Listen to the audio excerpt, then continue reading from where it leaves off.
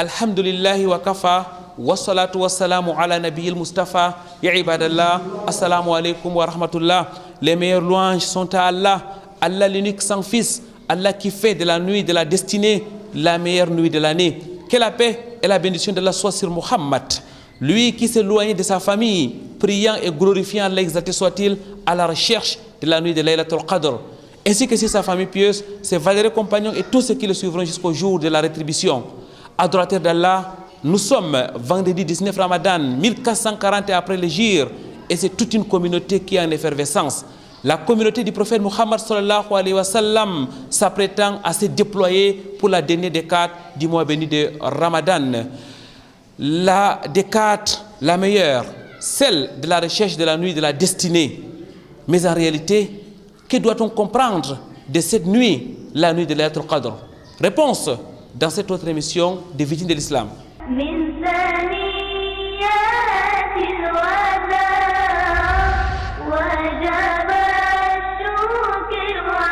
Mesdames, mademoiselles, messieurs, frères et sœurs dans la foi, bienvenue dans la mosquée Omar Farouk de Nouvelle. Bienvenue sur ce plateau des Victimes de l'Islam où nous continuons avec notre série d'émissions sur le jeûne du mois de Ramadan. Arrêt, aujourd'hui, c'est la nuit de la destinée. Mais au-delà de l'entretien, votre rendez-vous islamique sur le canal international, c'est aussi au cœur de la société et spécialement pour le mois de Ramadan, quiz de Ramadan. Mais avant de commencer, des traditions, nous écoutons la parole d'Allah, exalté soit-il.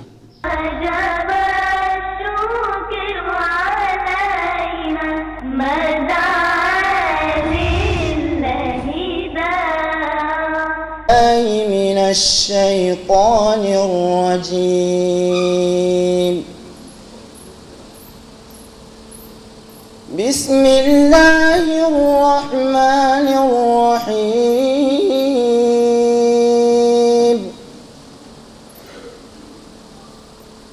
الذي خلقني فهو يهديني والذي هو يطعمني ويسقيني وإذا مرضت فهو يشفيني والذي يميتني ثم يحييني والذي أطمع أن يغفر لي خطيئتي يوم الدين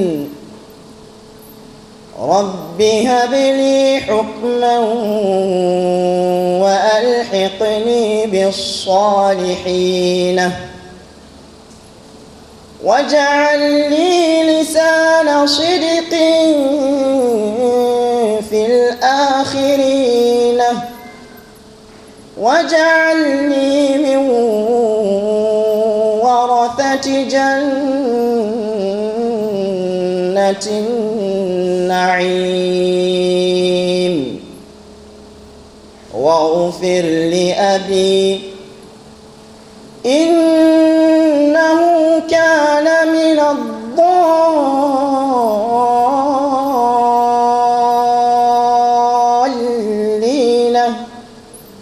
ولا تخزني يوم يبعثون يوم لا ينفع مال ولا بنون إلا من أتى الله بقلب سليم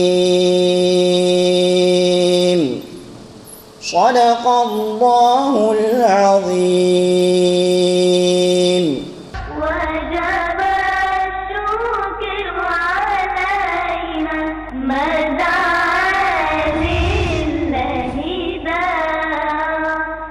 Rabbi shrah li sadri wa yassir li amri wahlul uqdatan min lisani yafqahu qawli. Mesdames, mademoiselles, messieurs, une fois de plus, ahlan wa sahlan wa marhaban bikoum. Bienvenue dans la mosquée Omar Farouk de Nouvelle. Nous sommes bien sûr dans la cité économique du Cameroun. Nous l'avons dit, nous sommes aujourd'hui vendredi 19 Ramadan 1440 après l'Hégire ou samedi 20 Ramadan pour ceux qui nous suivent dans le cadre de la rediffusion de cette émission, et les fidèles s'apprêtent déjà à entamer la dernière décade du mois de Ramadan, la décade la plus importante, celle qui consiste à chercher la nuit de Laylatul Qadr. Avec nous sur ce plateau pour décortiquer ce qu'on appelle par Laylatul Qadr, notre frère, notre invité, le frère Abdourahmane Boubacarry. Abdourahmane Boubacarry, membre de la LICAM, la Ligue des cadres musulmans du Cameroun, il est comptable de formation. Assalamu alaikum wa rahmatullahi wa barakatuh, frère Abdourahmane. Wa alaikum salam wa rahmatullahi wa barakatuh. Frère Abdourahmane Boubacarry est incontestablement la star du mois de Ramadan, c'est la nuit de Laylatul Qadr, et cette nuit doit être recherchée dans la dernière décade du mois de Ramadan. Frère Abdourahmane, qu'est-ce qu'on doit comprendre par Laylatul Qadr, la nuit de la destinée? Il n'y a pas meilleure définition de la nuit du destin que celle donnée par Allah subhanahu wa ta'ala, qui lui-même a repris cette question dans la sourate qui porte le nom de cette nuit, dans la sourate Al-Qadr, où il dit « Wa ma adraka ma laylatul qadr » et qui te dira ce qu'est la nuit du destin. Et il définit donc cette nuit en disant « Laylatul qadri khayrun min alfi shahr » Cette nuit vaut plus de 1000 mois. Et le prophète sallallahu alayhi wa sallam, tout à l'heure on a relayé un hadith où il dit la nuit du destin se trouve dans le mois de Ramadan, une nuit qui vaut plus de 1000 mois. Et d'ailleurs un poète aussi comparait sa bien-aimée à cette nuit de destin en disant que sa bien-aimée وَلَقَدْ فُضِّلَتْ لَيْلَةً عَلَى النَّاسِ مِثْلَمَا فُضِّلَتْ عَلَى أَلْفِ شَهْرٍ لَيْلَةُ الْقَدْرِ.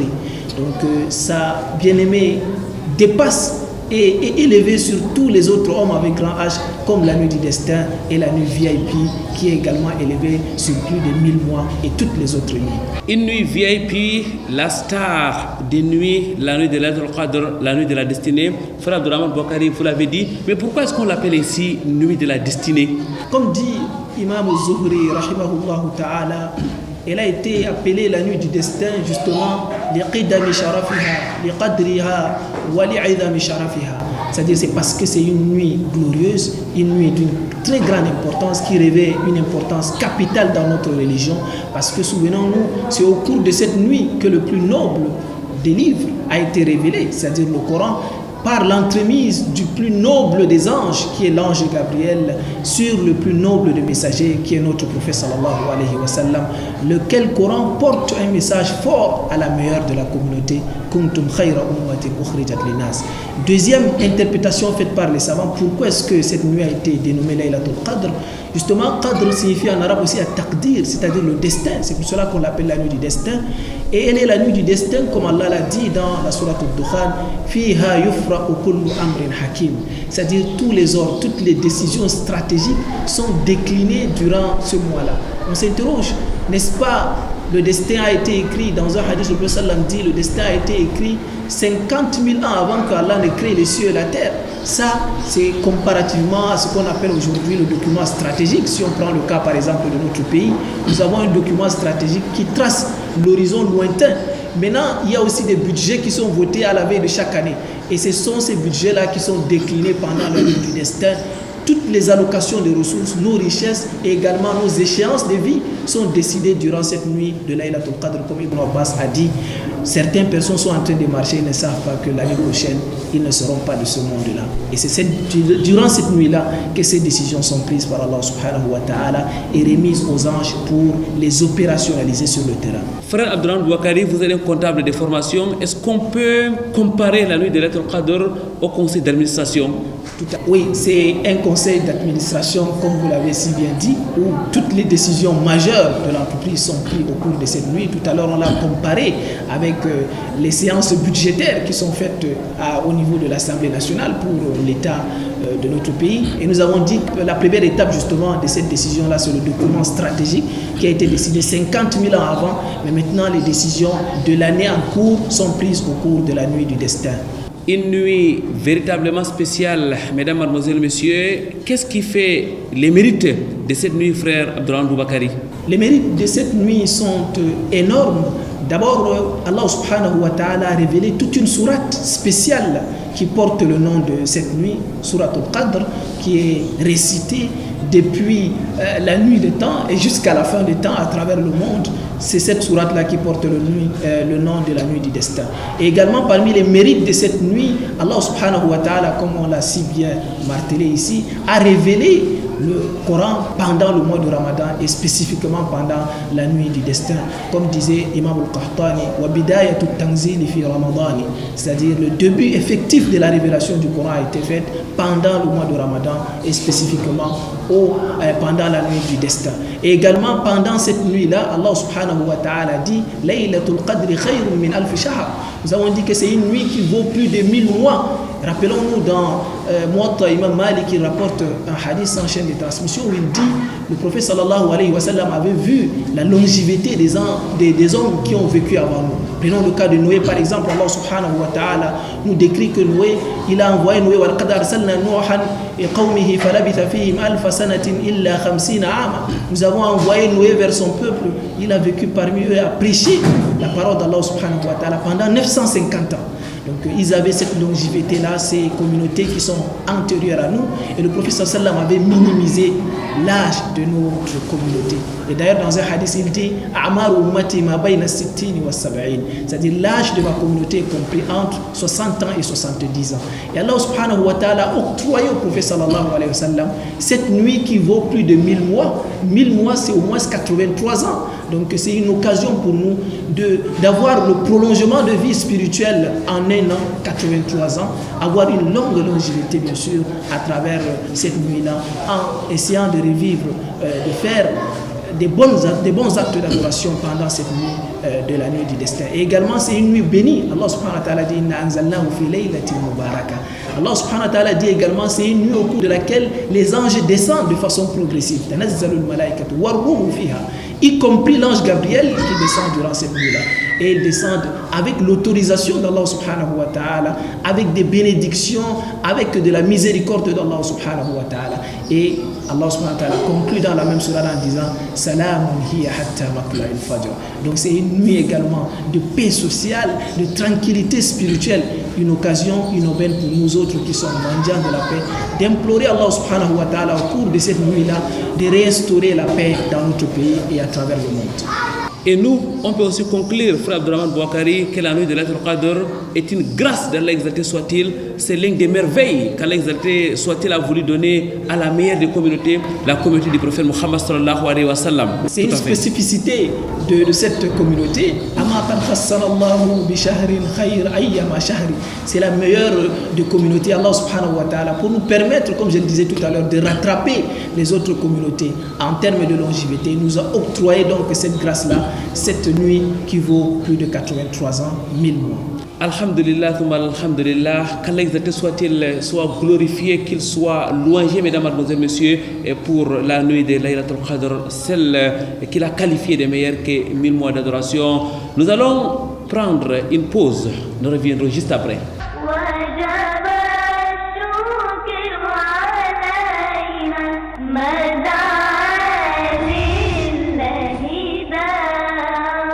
Mention satisfaisante pour la 6e édition du concours national du Coran porté par l'association culturelle Qura. Du 7 au 14 Ramadan, les participants ont rivalisé d'adresse entre la mosquée Ar-Raouda et le centre de formation professionnelle de l'excellence en mettant tout leur savoir-faire coranique. Pour les organisateurs, c'est un déroulement fructueux et réconfortant. Nous remercions beaucoup Allah parce que cette 6e édition, elle s'est bien déroulée. Il y a eu beaucoup de compétiteurs, les gens se sont déplacés d'ailleurs, des gens sont quittés de presque plusieurs régions pour venir participer à cette compétition ici à Douala. Donc c'est là seulement, et il y a eu aussi la présence aussi des grandes autorités aussi administratives, religieux, et le sous-préfet aussi de Douala 3e qui est le parrain aussi de cette compétition, M. Nouhou Bello, et l'adjoint au maire aussi de Douala 2e. Donc vous voyez que alhamdulillah, il y a tellement des impressions que des grandes personnalités, des imams, des chefs traditionnels sont venus. C'est là seulement nos soufis et beaucoup de compétiteurs aussi sont venus et accompagnés de leurs parents. Nous remercions infiniment Allah subhanahu wa ta'ala et tous les participants. Alhamdulillah, cette année c'est juste milieu. On n'a pas éteint l'année passée, mais ça n'a pas encore beaucoup diminué. Mais c'est juste milieu. Nous souhaitons Allah subhanahu wa ta'ala qu'Allah donne la vie et la santé. L'année prochaine va être plus meilleure que cette année. On a eu 120 participants.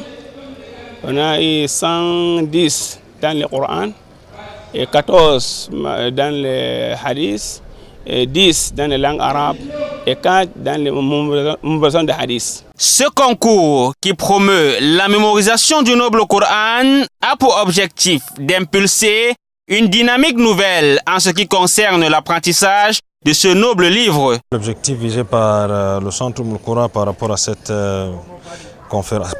compétition, c'est d'abord rappeler aux fidèles, n'est-ce pas, la particularité du Coran durant ce mois qui a été choisi, qui n'a pas été choisi au hasard parce que c'est le mois du Coran.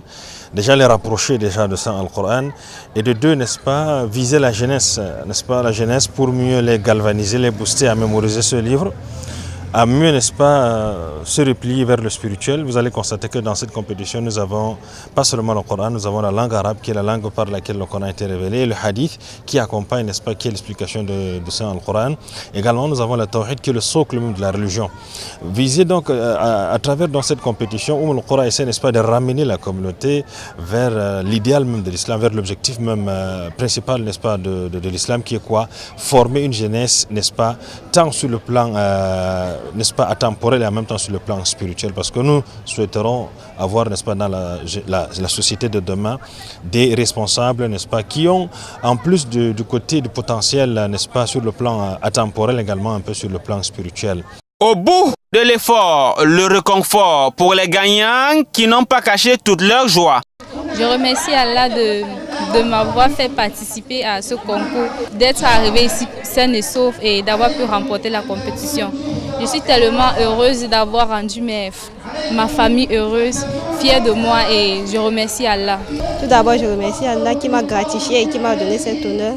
Alhamdulillah pour ses grâces. Ma joie, je ne peux pas l'exprimer avec les paroles. Je peux seulement dire Alhamdulillah, je remercie Allah. Et je remercie aussi tous nos encadreurs et nos enseignants qui nous ont encouragés sur cette voie. Je suis complètement fier. qu'Allah m'a facilité, j'ai mémorisé en tête 8 hizb. Je remercie d'abord mon Seigneur. Je demande aussi à mes frères musulmans de participer. L'étude n'a pas d'âge. Même si tu as 50 ans, tu as mémorisé le Coran et tu connais bien lire correctement, ça c'est le meilleur. Il n'y a pas une chose qui peut dépasser cela. Au-delà du Coran, c'est aussi une compétition qui met en avant les sciences du tawhid, du hadith et de la langue arabe. Un seul souhait, qu'Allah pérennise cette activité ô combien louable.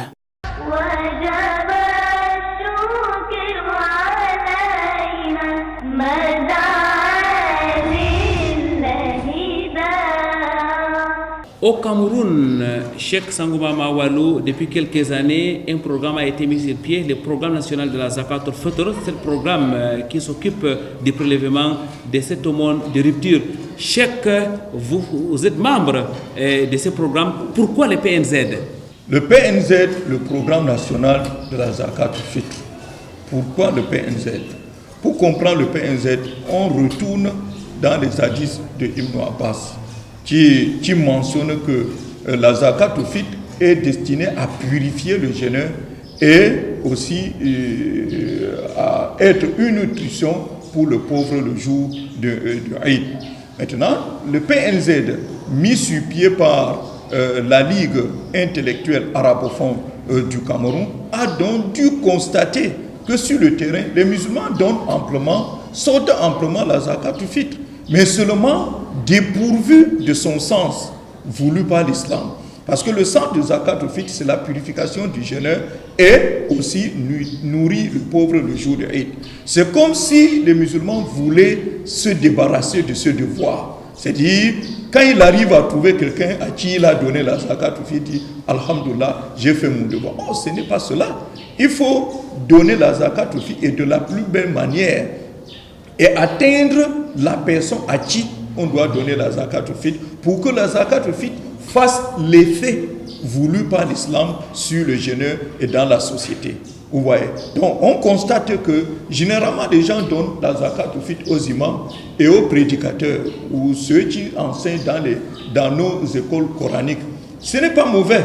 Ils ne sont pas les seuls destinataires. Si et seulement ils ont rempli les conditions pour aussi être destinataires de la zakat au fitr. Parce que souvent on donne à l'imam, il n'est pas destinataire. S'il refuse, le fidèle, lui, il voit qu'on a rejeté sa zakat. Donc voilà le contexte où nous nous trouvons. Et aussi la qualité même de la nourriture donnée. Tu donnes la nourriture, même si on a réussi à trouver la personne indiquée, on lui donne le maïs cru, on lui donne le riz. Et le jour de la fête, il reste toujours besogneux. Parce qu'il a besoin de l'huile, il a besoin de la tomate, il a besoin d'autres ingrédients pour être en fête. Cheikh Sangouma Mawalou, ça veut dire que les PNZ viennent donc solutionner les manquements qui sont observés sur le terrain afin d'atteindre l'un des objectifs de la Zakat al-Fitr, permettre aux pauvres d'être en joie en ce jour de fête. Effectivement, le PNZ vient maintenant s'organiser et être un intermédiaire entre le fidèle et le destinataire de la Zakat al-Fitr pour permettre aux fidèles de faire bien son devoir de la zakat au fitr parce que c'est important. Il ne faut pas seulement sortir la zakat au fitr. Faudrait-il qu'on sorte de la manière dont il faut avant de profiter des objectifs pour lesquels on a institué la zakat au fitr. Voilà. Donc on enregistre les besogneux bien avant. On enregistre les besogneux et on permet aux fidèles de donner une quantité et une qualité de nourriture adéquate aux pauvres pour l'empêcher de mendier le jour de la fête. Cheikh Sangouma Mawalou, à vous écouter, il y a une méga organisation qui est mise sur le terrain parce qu'il faut d'abord, comme vous l'avez dit, recenser les pauvres. Après, il va falloir maintenant collecter de l'argent, il faut aller acheter des denrées. Quelle est l'organisation qui a été mise sur pied pour permettre effectivement au PNZ d'être efficace et opérationnel sur le terrain? Le PNZ est bien organisé en association pour être plus efficace. Vous voyez, donc au cours du Ramadan, dès le premier Ramadan, le PNZ reçoit les sommes indiquées de 1500, moyennant un ticket. Là, on nous commissionne. On est en train de nous commissionner. Le fidèle nous donne 1500 pour que, à la fin de Ramadan, qu'on achète les denrées et qu'on paquette et qu'on donne au destinataire. Donc, d'abord, on reçoit de l'argent, moyennant un ticket, de 2 pour servir à la comptabilité. Et de 2, maintenant, on enregistre les besogneux par quartier et par zone. Et on toilette après. Après l'enregistrement, on toilette encore pour rester avec ceux qui ont rempli véritablement les conditions d'éligibilité pour recevoir la zakat au fitr. Et après ça maintenant, le 28, nous achetons les denrées et le 29, on met dans les paquets et on distribue aux ayants droit. Voilà comment ça se passe en peu de mots. L'organisation du PNZ est claire, mesdames, mademoiselles, messieurs. Cheikh Sangouma Mawalou, on voit bien que ce n'est pas l'argent que vous donnez aux bénéficiaires, mais c'est plutôt les denrées alimentaires que vous achetez. Le PNZ se positionne tout simplement comme un intermédiaire, c'est comme une espèce de commission. C'est donc, mesdames, mademoiselles, messieurs, un programme conforme aux enseignements de l'islam, au kitab et à la sunna du prophète Muhammad sallallahu alayhi wa sallam. Nous invitons donc tous nos téléspectateurs à souscrire au programme national de la Zakat al-Fitr pour permettre aux pauvres d'être en joie, comme le prophète Muhammad sallallahu alayhi wa sallam l'a mentionné.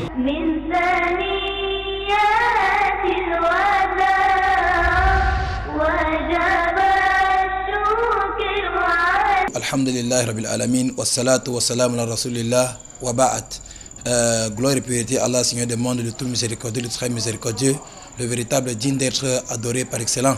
Paix et bénédiction d'Allah sur le maître des envoyés, Mohammed, sur sa famille, ses compagnons, et surtout l'ensemble de ceux qui vont choisir sa voie comme moyen de guidance et guider jusqu'au jour de la rétribution.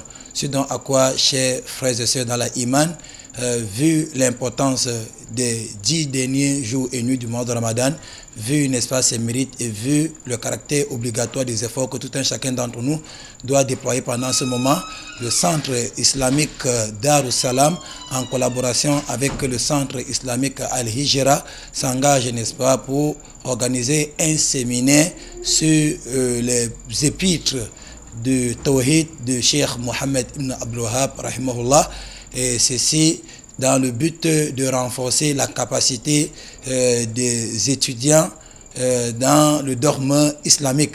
Et ce séminaire porte un thème général qui est le Tawhid comme moyen de base pour réussir d'ici-bas et dans l'au-delà. Et ce séminaire va se dérouler du 26 mai 2019 au 5 juin 2019, qui correspond du 20 Ramadan au 30 Ramadan 1440. Ce séminaire va se dérouler à la mosquée Saïd bin Zaid, derrière le lycée polyvalent de Bonabéry. Alors pour tous ceux qui désirent y participer, il est donc important de contacter nos partenaires qui est Vitrine de l'Islam. Et nous mentionnons donc que ce séminaire est gratuit et aussi tous ceux, n'est-ce pas, qui vont participer sont logés et nourris. Et la date limite d'inscription ou bien d'enregistrement pour ce séminaire, c'est le 24 mai 2019. Donc de ce fait, nous implorons Allah Azzawajal de nous faciliter, puisse nous faciliter, ainsi que vous, pour la réussite et la bonne réussite donc de ce séminaire. Assalamu alaikum wa rahmatullahi wa barakatuh.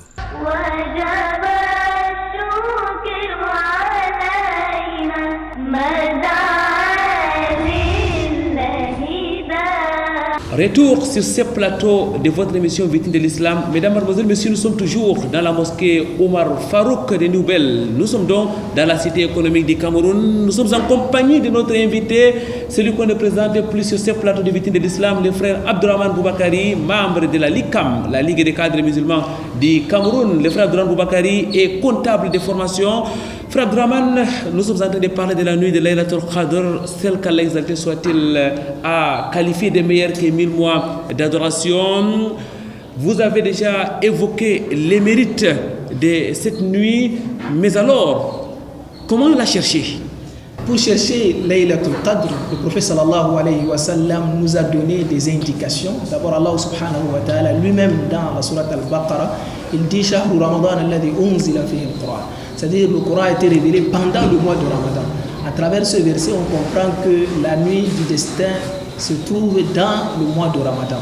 Et Allah subhanahu wa ta'ala dit Inna anzalnahu fi laylatil qadr. Et le prophète sallallahu alayhi wa sallam, pour nous donner encore davantage des indications, il dit Taharraw laylatil qadr fil ashr al-awakhir min Ramadan. C'est-à-dire chercher la nuit du destin pendant la dernière décade, les 10 dernières nuits du mois de Ramadan. Plus loin encore, spécifié en disant Taharraw laylatil qadr fil witr min al-ashr al-awakhir. Donc pendant même les nuits impaires de ces 10 dernières nuits du mois de Ramadan. Et il dit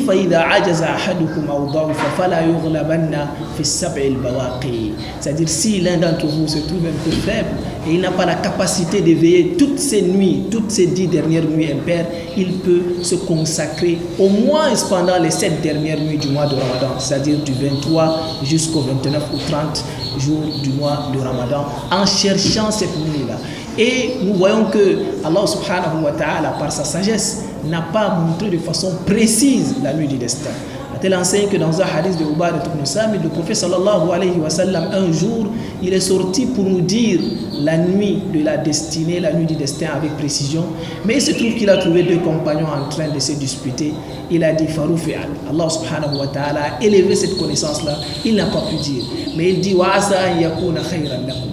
Mais cela pourrait être un bienfait pour vous. Parce que si on savait seulement la nuit du destin se trouve par exemple la nuit du 25 ou bien la nuit du 27, on allait seulement se lever cette nuit-là pour faire les prières nocturnes. Mais comme c'est caché entre la dernière décade, cela pousse les uns et les autres à faire revivre toutes ces nuits-là, à veiller toutes ces 10 dernières nuits, à multiplier les invocations, à multiplier les prières et pointer beaucoup plus de récompenses pour pouvoir pointer la nuit du destin.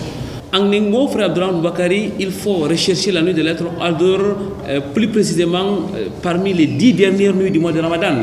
Tout à fait, Imam. Il faut déployer des énergies pendant ces 10 dernières nuits, comme le faisait d'ailleurs le prophète sallallahu alayhi wa sallam. Dans un hadith, il dit Kana Nabi sallam yajtahidu fil ashri al-awakhir ma la yajtahidu fi ghayriha. Le prophète sallallahu alayhi wa sallam faisait plus d'efforts pendant ces 10 dernières nuits, plus qu'il ne faisait dans les autres nuits, dans les 20 premières nuits du mois de Ramadan. Donc tout cela, c'est à la recherche de cette nuit du destin-là qui vaut le coup, parce qu'elle vaut plus de 1000 mois. Nous sommes déjà édifiés sur les quand, frère Abdurrahman Bouakari. Maintenant, on va s'arrêter sur les comment. Quelles sont les œuvres qui sont indiquées lorsque nous nous déployons pour chercher la nuit de Laylatul Qadr? Lorsqu'on cherche la nuit du destin, il y en a plusieurs œuvres. Toutes les bonnes œuvres sont recommandées, mais parmi lesquelles figurent justement en bonne place les prières nocturnes. Parce que dans un hadith, le prophète sallallahu alayhi wa sallam dit Man qama laylatal qadri imanan wa ihtisaba ghufira lahu ma taqaddama min dhanbi. C'est-à-dire celui qui veille pendant la nuit du destin en prière nocturne, Allah subhanahu wa ta'ala va pardonner ses péchés antérieurs. Donc tous ces péchés antérieurs seront pardonnés grâce à ces prières-là. Et le prophète sallallahu alayhi wa sallam lui-même, dans un hadith, on dit Kana nabi sallallahu alayhi wa sallam idha dakhala al-ashru shadda mi'zarahu. Lorsque les 10 dernières nuits arrivent, le prophète sallallahu alayhi wa sallam resserrait sa ceinture, c'est-à-dire son pagne, pour se consacrer à l'adoration. Il s'éloignait de ses épouses. Wa ahya laylahu. Et il faisait également revivre ces nuits. Il veillait ces nuits-là en prière nocturne, en faisant les invocations, en récitant également le Coran et en multipliant les invocations et les adhkars. Wa ahya laylahu wa ayqadha ahlahu. Et il réveillait également sa famille. Tout, même les enfants, toute la famille du prophète sallallahu alayhi wa sallam, toute personne qui avait la capacité de faire la prière nocturne, le prophète sallallahu alayhi wa sallam réveillait ces personnes-là pendant les 10 dernières nuits du mois de Ramadan pour pouvoir avoir la nuit du destin. Et maintenant, en termes d'invocation, la meilleure des invocations, justement pendant cette nuit-là, c'est celle enseignée par le prophète sallallahu alayhi wa sallam, lui-même à son épouse Aïcha, qui lui a demandé si je sais que telle nuit est la nuit du destin, qu'est-ce que je dois dire? Le prophète sallallahu alayhi wa sallam dit à son épouse Faquli Allahumma innaka afuwun tuhibbul afwa fa'fu anni. Allahumma innaka afuwun tuhibbul afwa fa'fu anni. Incontestablement, frère Abdurrahman Bouakari, le prophète Mohammed sallallahu alayhi wa sallam s'est déployé plus pendant les 10 derniers jours du mois de Ramadan à la recherche de la nuit de Laylatul Qadr. Il sortait notamment en retraite spirituelle. Frère Abdurrahman, qu'est-ce qu'on doit comprendre de la itikaf, la retraite spirituelle que le prophète pratiquait pendant ces 10 derniers jours du mois de Ramadan notamment? Notamment pendant ces 10 dernières nuits, le prophète sallallahu alayhi wa sallam faisait al-i'tikaf. Al-i'tikaf qui est huwa luzumul masjidi fi waqtin makhsusin li'ibadatillah. C'est-à-dire le fait de se retirer dans une mosquée pendant un temps bien déterminé pour se consacrer uniquement à l'adoration d'Allah subhanahu wa ta'ala. Et n'oublions pas, le prophète sallallahu alayhi wa sallam faisait ces itikaf-là à la recherche de la nuit du destin. Parce que pendant une année, il avait fait les itikaf pendant les 10 nuits du milieu, c'est-à-dire entre le 10 et le 20. Et l'ange Jibril est venu lui dire ce que tu cherches est encore devant toi. C'est pour cela que le prophète sallam est revenu avec tous les compagnons pour continuer à faire le itikaf pendant les 10 dernières nuits. Donc le itikaf même est fait pour nous permettre justement de retrouver la nuit du destin. Et ce itikaf-là a des mérites énormes. Avant de revenir sur les mérites de la itikaf, Abdurrahman Bouakari, est-ce qu'il y a des dalils, des versets du noble Coran qui appellent les uns et les autres à faire la itikaf? Tout à fait, il y a des versets qui appellent à faire le itikaf. Et d'ailleurs, le itikaf, la retraite spirituelle, était connue avant même l'islam. La preuve, Allah subhanahu wa ta'ala a dit dans Surat al-Baqarah وَأَهِدْنَا إِلَى إِبْرَاهِيمَ وَإِسْمَاعِيلَ أَنْ طَهِّرَا بَيْتِيَ لِلطَّائِفِينَ وَالْعَاكِفِينَ وَالرُّكَّعِ السُّجُودِ. C'est-à-dire, Allah subhanahu wa ta'ala a dit, nous avons confié, nous avons pris un pacte avec Ibrahim alayhi salam ainsi que son fils Ismaïl afin qu'il purifie ma maison qui est la Kaaba pour ceux qui viendront faire le tawaf, c'est-à-dire le tour autour de la Kaaba, et également ceux qui viendront faire la retraite spirituelle ou al-i'tikaf, et ceux qui vont faire la prière, c'est-à-dire s'y inclinent et s'y prosternent. Et également Allah subhanahu wa ta'ala dit dans la même sourate, la sourate al-Baqarah, après avoir prescrit la prière, le siyam, c'est-à-dire le jeûne du mois de Ramadan, il dit wala tubashiruhunna wa antum aakifuna fil masajid, c'est-à-dire ne cohabitez pas avec vos épouses alors que vous êtes en i'tikaf dans les mosquées d'Allah subhanahu wa ta'ala. Et Imam Zuhri pour montrer le mérite justement de al-i'tikaf, il dit ajaban lil muslimin taraku al-i'tikaf wa rasulullah sallallahu alayhi wa sallam lam yatrukhu mundu dakhala al-madinata hatta qabadahu Allah.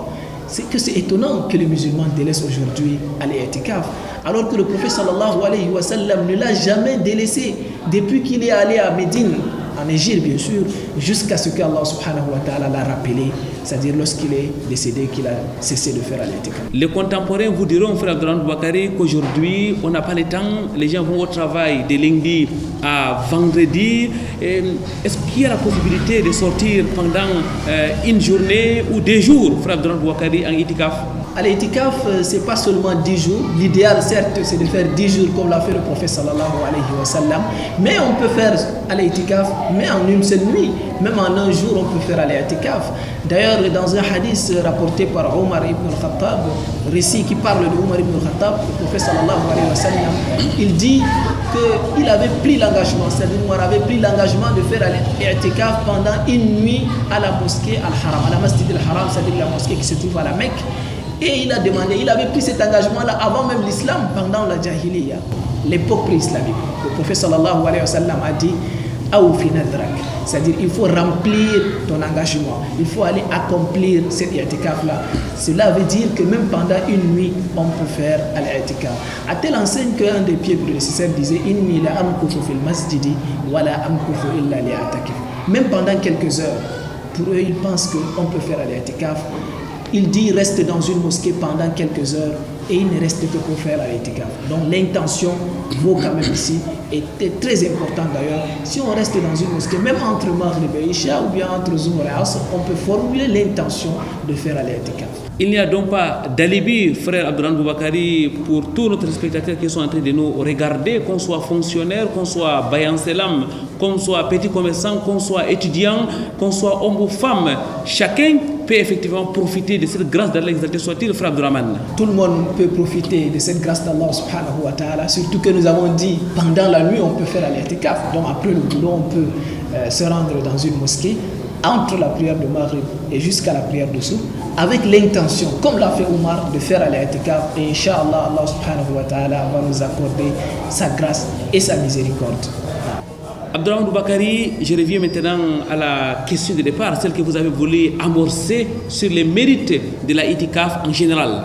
En général, al-i'tikaf, comme nous l'avons dit, sa finalité justement, c'est de nous permettre d'avoir le Laylatul Qadr, comme le hadith que le prophète sallallahu alayhi wa sallam avait fait à l'i'tikaf pendant les 10 nuits du milieu, et Jibril était venu lui dire ce que tu es en train de chercher se trouve justement dans la dernière décade. Et le prophète sallam est revenu, y compris avec ses compagnons, pour continuer la retraite spirituelle afin d'obtenir donc cette nuit du destin. On a donc de fortes chances d'obtenir la nuit du destin si on fait l'i'tikaf, on reste dans une mosquée, on se consacre uniquement à l'adoration d'Allah subhanahu wa ta'ala. Cela suffit comme mérite à l'i'tikaf. Et le fait que le prophète sallallahu alayhi wa sallam l'a fait pendant toute sa vie, pendant qu'il était à Médine, il faisait l'i'tikaf. La dernière année même de sa vie, il a fait l'i'tikaf pendant 20 jours. Le prophète sallallahu alayhi wa sallam, comme on l'a décrit tout à l'heure, il a fait pendant les 10 nuits du milieu ainsi que les 10 dernières nuits du mois de Ramadan. Et sans doute, frère Abdourahmane Boubacarry, on est en adoration, quelle que soit notre position dans la mosquée pendant la période de la i'tikaf. Frère Abdourahmane Boubacarry, je voudrais maintenant vous demander, qu'est-ce qui annule la retraite spirituelle? Ce qui annule à l'i'tikaf, la retraite spirituelle, c'est fondamentalement d'abord le rapport intime. Parce que Allah subhanahu wa ta'ala l'a évoqué dans Surat al-Baqarah. On a dit, Allah a dit Wala tubashiruhunna wa antum aakifuna fil masajid.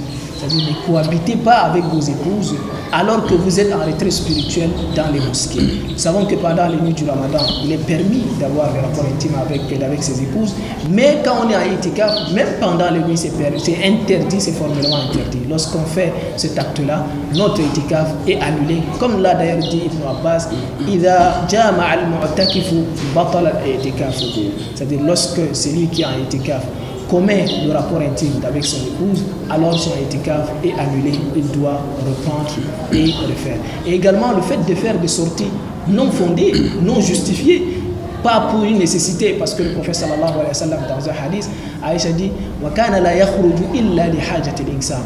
Nous savons qu'à l'itikaf, on a dit c'est retiré dans la mosquée. Nuzumul masjidi, de façon permanente. Si vous sortez de façon injustifiée, pas pour une nécessité quelconque, alors votre itikaf est également annulé. Donc on ne doit sortir que pour une nécessité. Par exemple, pour ce besoin, s'il n'y a pas de toilettes dans la mosquée en question, ou bien on n'a pas une personne dédiée pour nous apporter de quoi manger, on peut également sortir. Mais en dehors de cela, on ne doit pas sortir pour des raisons qui ne sont pas fondées pendant l'itikaf. Si on sort, notre itikaf est également annulé. Aujourd'hui, nous vivons dans le cadre du phénomène du village planétaire, frère Abdurrahman Boubakari. On peut être dans la mosquée et être connecté avec l'extérieur, faire ses affaires, alors que nous sommes dans la mosquée. Que dites-vous à ceux-là qui sont en plein itikaf et qui continuent toujours à manipuler les téléphones Android et qui continuent à échanger alors qu'ils sont dans la mosquée en spirituel? Non, on doit éviter toutes les conversations inutiles ou bien qui ne sont pas en relation avec la finalité même de l'itikaf. Parce que tout à l'heure on disait que l'itikaf huwa luzumul masjidi fi waqtin makhsus li ta'atillah.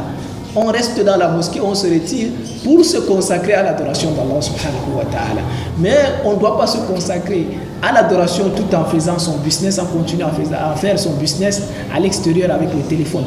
Donc on doit se consacrer uniquement à l'adoration d'Allah subhanahu wa ta'ala pendant l'itikaf.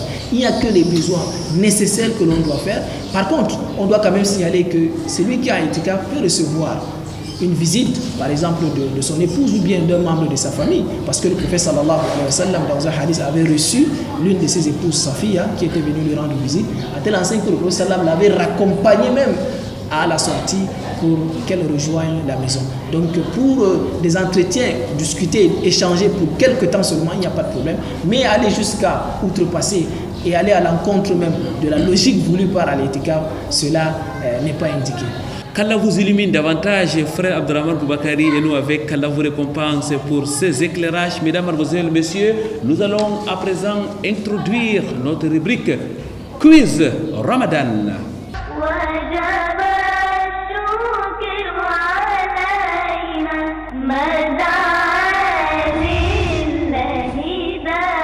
Alhamdulillahi wa kafa wa salatu wa salamu ala nabiyillahil Mustafa. Ibadallah, assalamu alaikum wa rahmatullah. Les semaines se suivent mais se ressemblent difficilement et cela est perceptible à travers la rubrique Quiz Ramadan. Pour cette semaine, nous avons enregistré plusieurs personnes qui ont participé, mais avant de donner les noms des gagnants, on va d'abord rappeler les questions ainsi que les bonnes réponses.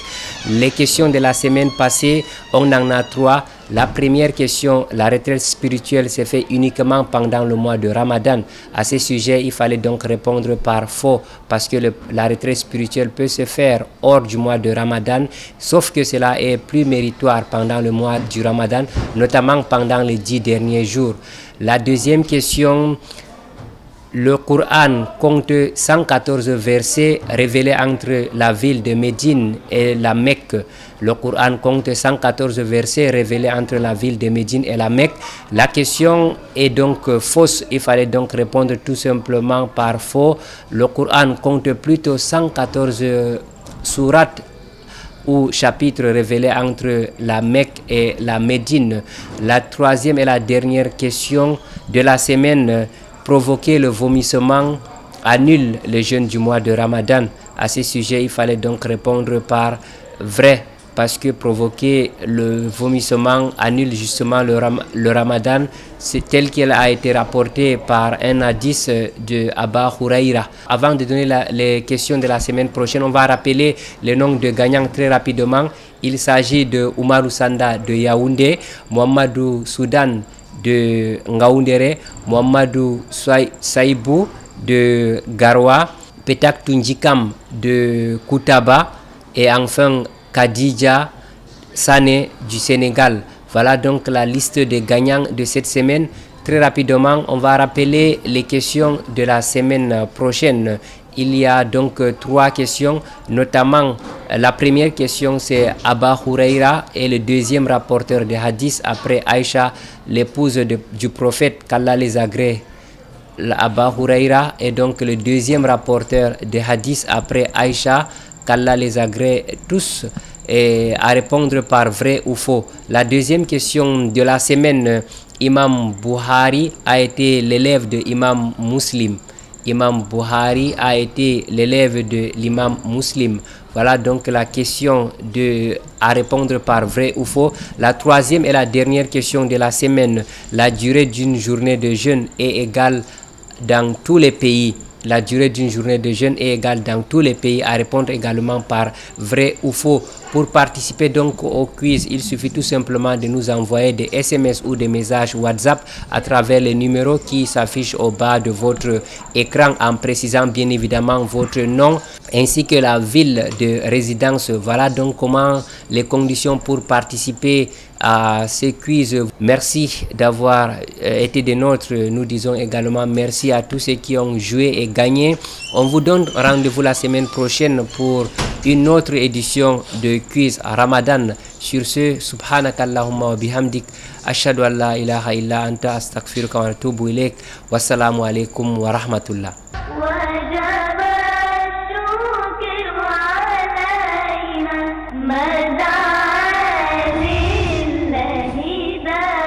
Retour sur ce plateau de vitrine de l'islam. Mesdames, mademoiselles, messieurs, nous sommes dans la mosquée Omar Farouk. Frère Abdurrahman Boubacarry, Laylatul Qadr khayru min alfi shahr. Dit Allah exalté soit-il, la nuit de Laylatul Qadr est meilleure que 1000 mois d'adoration.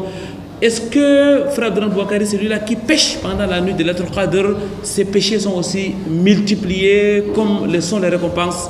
Alhamdulillah, il ne fait l'ombre d'aucun doute que les bonnes œuvres accomplies pendant la nuit du destin sont multipliées, comme Allah subhanahu wa ta'ala dit, Laylatul Qadri khayrun min alfi shahr. C'est-à-dire les adorations faites pendant cette nuit-là sont multipliées comme si on avait adoré Allah subhanahu wa ta'ala pendant 83 ans. Et maintenant, concernant les péchés commis pendant les nuits qui sont importantes, les savants ont également se sont prononcés là-dessus, comme Ibn al-Qayyim rahimahullah ta'ala, il dit Tudafu sayyi'atu maqadiru sayyi'ati la kamiyatiha. C'est-à-dire pendant les nuits importantes telles que la nuit du destin, telles que les 10 dernières nuits du mois de Ramadan, les 10 premiers jours de Dhul Hijjah, également les mois sacrés que sont Rajab, Dhul Qa'dah, Dhul Hijjah et Muharram, tous les péchés commis pendant ces jours importants-là sont également multipliés, mais en termes de gravité et non en termes de nombre. Il dit en termes de gravité et non en termes de nombre. Avec pour preuve, Allah subhanahu wa ta'ala dit Man ja'a bil hasanati falahu ashru amsalha wa man ja'a bis sayyi'ati fala yujza illa mithlaha. Celui qui vient avec une bonne œuvre, Allah va multiplier fois 10. Dans certains récits, ça va aller jusqu'à 700 fois. Mais celui qui vient avec une mauvaise œuvre, Allah subhanahu wa ta'ala va lui remettre la même mauvaise œuvre. Mais si vous faites des mauvaises actions pendant les nuits importantes, sachez qu'Allah subhanahu wa ta'ala, ces péchés-là seront plus graves auprès d'Allah subhanahu wa ta'ala, seront multipliés en termes de gravité et seront plus dangereuses, voire même gravissimes à la limite, mais ça ne sera pas multiplié en termes de l'eau, parce qu'Allah subhanahu wa ta'ala est équitable et miséricordieux envers sa communauté. Shukran lak, barakallahu fik, jazakumullahu khairan. Frère Abdurrahman Boubacarry, on ne se fatiguera jamais de vous écouter parler de la religion d'Allah exalté soit-il. Qu'Allah vous bénisse, qu'Allah vous récompense, qu'Allah vous illumine. Mesdames, mademoiselles, messieurs, merci aussi à vous d'avoir été des nôtres. Avant donc de mettre un point final à cette émission, nous allons demander à notre invité son dernier mot. Peut-être un dernier conseil, frère Abdurrahman Boubacarry. Le dernier conseil, c'est celui d'Ibn al-Jawzi qui disait que Fala takunil khaylu aftana mink. Il dit, si vous observez par exemple le galop des chevaux, vous allez constater que les meilleurs chevaux gardent leur énergie pour la dernière ligne droite pour pouvoir remporter le combat. Donc on doit réserver nos énergies pour les déployer pendant ces 10 dernières nuits afin de pointer le Laylatul Qadr. إذا رمت تحصيلا لذات المفاخر فشمر بجد في العشر الأواخر. Donc si on veut pointer donc cette nuit du destin là, il faut se déployer comme le prophète sallallahu alayhi wa sallam s'est déployé plus pendant ces 10 dernières nuits, plus qu'il ne faisait même d'ailleurs pendant les autres nuits du mois de Ramadan. Qu'Allah subhanahu wa ta'ala nous facilite et nous accorde le mérite et la grâce d'y accomplir des bonnes œuvres pendant cette dernière décade. Amin, thumma amin, frères et sœurs dans la foi, vous l'avez donc remarqué, les coups d'envoi est donc lancé pour la recherche de la nuit de Laylatul Qadr. Qu'Allah exalté soit-il fasse en sorte que nous puissions rencontrer cette nuit dans la piété, dans la dévotion, dans la pratique religieuse. Et Allah exalté soit-il, n'est-il pas le plus éloquent lorsqu'il parle des mérites de la nuit de Laylatul Qadr? Il dit Laylatul Qadr khayru min alfi shahr, et la nuit de Laylatul Qadr est meilleure que 1000 mois d'adoration. Nous vous laissons donc méditer sur ces versets d'Allah exalté soit-il, et nous vous donnons rendez-vous vendredi prochain lorsqu'il sera 16h30 heure du Cameroun, ou dans le cadre de la rediffusion de samedi à 6h30 Inch'Allah. D'ici là, nous vous rappelons que vous pouvez nous retrouver tous les jours du mois de Ramadan à 4h30 à l'heure du Sahour. C'est dans le cadre de votre émission Sur le chemin du Ramadan. Vous pouvez aussi rester en contact avec la grande équipe de votre émission Vité de l'Islam dans nos réseaux sociaux, notamment à travers les groupes WhatsApp que vous pouvez solliciter l'inscription à travers les numéros qui s'affichent sur votre petit écran. Qu'Allah soit-il vous bénisse. سبحانك اللهم وبحمدك نشهد أن لا إله إلا أنت نستغفرك ونتوب إليك والسلام عليكم ورحمة الله وبركاته.